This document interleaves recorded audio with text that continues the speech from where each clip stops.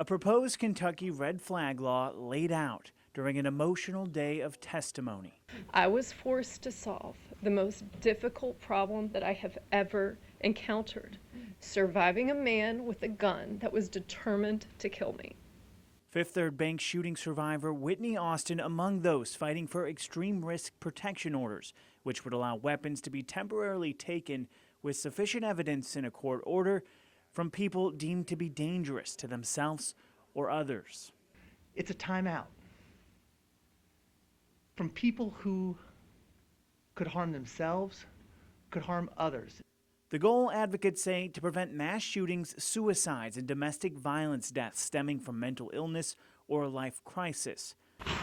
Kirsten Russell of Louisville says her mother, killed by her own son, could still be alive if the process existed. It was a moment in time which will replay in my mind forever. A moment in which her second-born child took a 45mm gun and aimed it at her. Bill sponsors Democrat Senator Morgan McGarvey and Republican Senator Paul Hornback fielding criticism from the NRA in a split Republican caucus about the bill's effects on the Second Amendment and due process. The two sponsors saying the bill is still in the works and they're seeking input to get it passed. The meeting reaching its end with another show of bipartisan support from a Republican senator speaking out after working with the survivors of the Marshall County school shooting.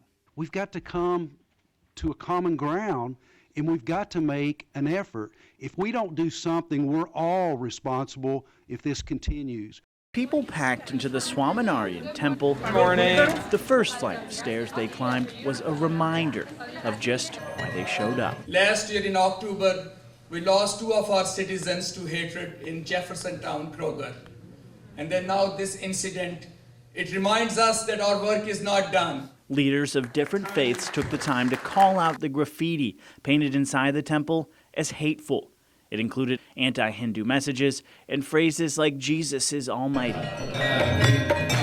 The message Saturday, though, was one of inclusivity, as all that came painted over the hateful words. We're all brothers and sisters, you know. One bad apple that does not represent true faith. Of those in attendance, bitter political rivals Attorney General Andy Beshear and Governor Matt Bevin, who joined together to help those at the temple worship in peace. One of the greatest freedoms we have is the freedom of religious liberty. Earlier this week, the president of the Universal Society of Hinduism urged Governor Matt Bevin to visit the temple. Sometimes you do need to have that authority figure step in and weigh in, and they did.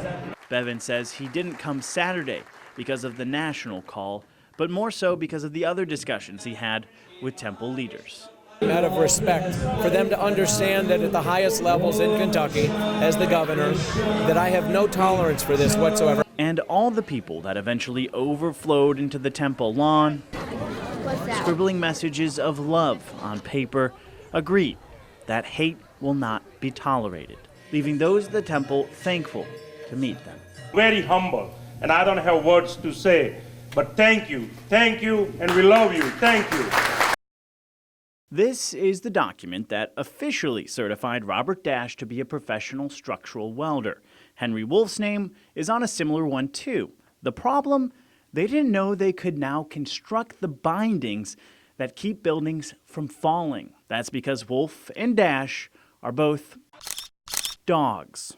This is a picture of Robert Dash. He's a beagle.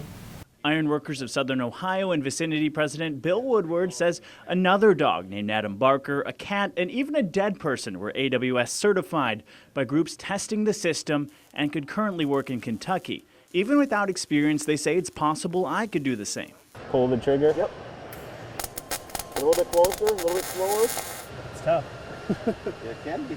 The American Welding Standard certification process requires welders to demonstrate their skills in person and show a photo ID.